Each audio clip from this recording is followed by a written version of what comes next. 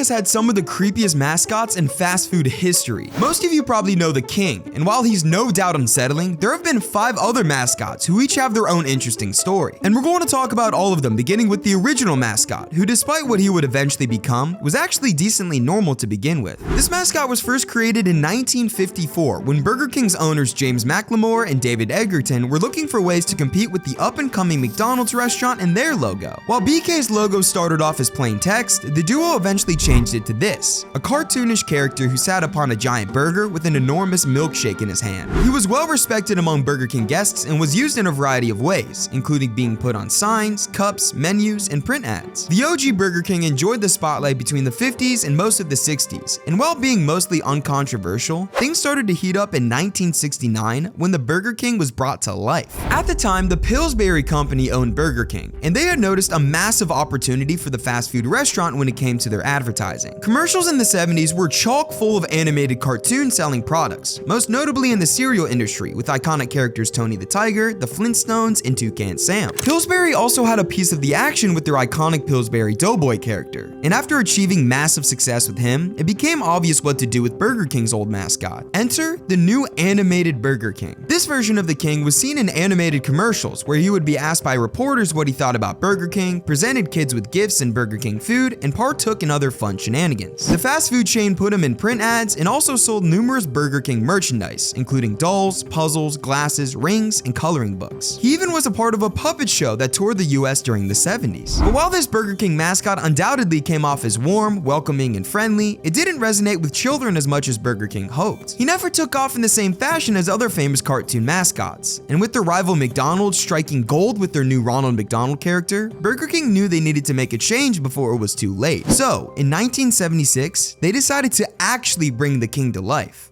But this time around, he was far more disturbing. To compete with McDonaldland and their cast of characters, Burger King introduced the Burger King Kingdom, which included their own cast of zany characters, most notably the marvelous magical Burger King. He was a red-bearded magician who would perform various sleight-of-hand tricks for kids and use his magic ring to summon copious amounts of Burger King food for them. And while his presence was strange, it wasn't as weird as the marvelous magical Burger King's gang. His sidekicks included Sir Shake-a-Lot, a knight that wore armor made of Burger King cups and had a craving for milkshakes. Also in the gang was the Burger Thing, a large hamburger puppet that was made to look like a 3D painting. There was also the Duke of Doubt, a duke who was the Burger King's nemesis who constantly doubted the King's magic. And finally, there was the Wizard of Fries, a robot powered by the French fries inserted in his glass dome head. And unsurprisingly, Burger King tried to rake in additional revenue from these characters by offering merch, which included toys, dolls, glasses, and bookmarks. But what was actually surprising was the fact that Burger King hosted real-life magic shows featuring the King at their restaurants. Burger King would have entertainers dressed in royal costumes come out and do magic tricks for kids in their parking lots. During these shows, the entertainers would use these terrifying helium tanks with the King's head on them to blow up balloons out of the King's mouth and give them to kids while they waited for their meals. These magic shows featuring the King also took the road during the 80s, where the brand's mascot would perform live magic tricks at MLB games and NBA games. It goes without saying that this new brand mascot didn't work at all. Burger King filmed over 200 commercials with this new character, but despite the effort, the marvelous magical Burger King never took off in the same fashion as Ronald McDonald. It also goes without saying why.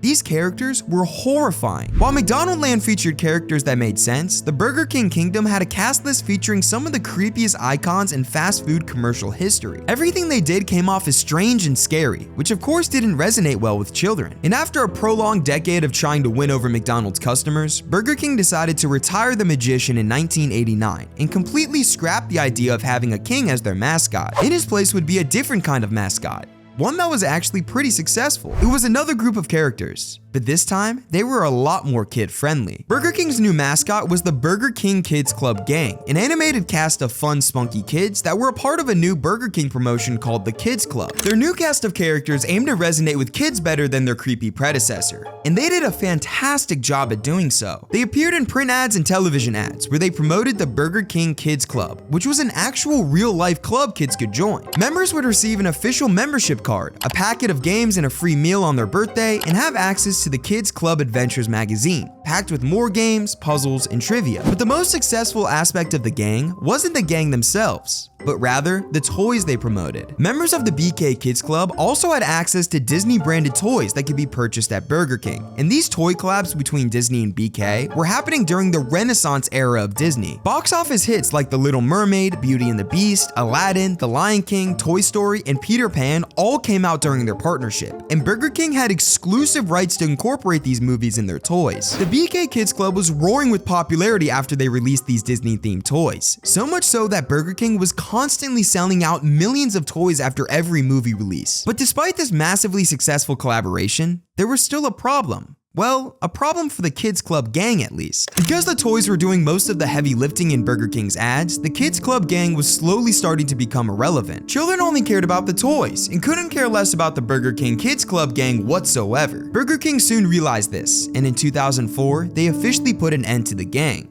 But that didn't stop them from having a mascot. That same year, Burger King introduced the Honbats, once again another gang of animated mascots to represent the brand. They were a group of hyper-energetic monsters that included Mix-Max, This or That, Bonnie, Chomp, and the Eeps. The gang was designed to appeal to the preteen market, but similar to the Marvelous Magician, they didn't resonate well with kids at all. Instead of being creeped out, however, this time around people were just confused with this marketing stunt. Going from a gang of fun kids to these strange-looking creatures didn't make sense to most consumers. And so, Burger King put an end to the Honbats just 2 years after introducing them. But the end of the Honbats would eventually lead to Burger King's most iconic and arguably most unsettling mascot of all time, the King. In 2003, Burger King had hired a new agency called CP&B to take over their marketing. They were tasked with coming up with a promotion for Burger King's breakfast food that would stick out from the competition, aka McDonald's. While brainstorming ideas, one of the employees at the agency discovered one of the 1970s helium tanks that were used with the Burger King Magician on eBay. They really liked how this design of the King looked, and so, the agency ran with it. After buying the tank and taking inspiration from it in person, the agency eventually created the most modern version of the King mascot, simply called the King. And while the design of this new mascot was strange, it wasn't as strange as the commercials he was featured in. He appeared in several commercials starting in 2004, and each new commercial was just as weird as the last. The King would pop up in unexpected places, such as in people's beds, peeping through windows, waiting around corners, and behind people's curtains, and offer them Burger King's breakfast food. While some people deemed him as harrowing, others actually liked him and thought his creepy vibe was funny, so Burger King kept rolling with him. They continued to use him in commercials, sometimes featuring big names like Darth Vader, The Simpsons, and this monstrosity with SpongeBob. He also shot commercials in partnership with the NFL and even had his own line of video games that were released in 2006. The goal of all of these absurd ads and promotions were to simply get people talking about Burger King and increase sales by word of mouth. Unexpectedly, people were talking a lot about the King,